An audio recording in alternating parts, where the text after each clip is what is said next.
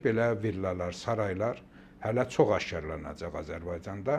20 hektar, 200 hektarlıq ərazilərdə daha nələr olan gizli fabriklər, uyuşturucu cinayətlərini necə həyata keçiriblər. Hələ burada Hofsan gömrük məntəqəsində, sınır məntəqəsində bu olaylar baş veribsə, siz düşünün ki, tranzit bizim sınır məntəqələri var. Özəlliklə Beləsivar, Astara bölgəsindən Rusiya tranzit olan bir çox saylı yük maşınları hərəkət eləyib, tırlar hərəkət eləyib, onlar yoxlanmadan, heç bir nəzarət olmadan həyata keçirilib və təbii ki, diqqət elədiniz, Beləsivar keçid məntəqəsində bir nəfər həbs olundu, o gömrük işçisi idi. İlham Rəhimovun qohumu idi o da həbs olunan, xatırlayırsınızmı?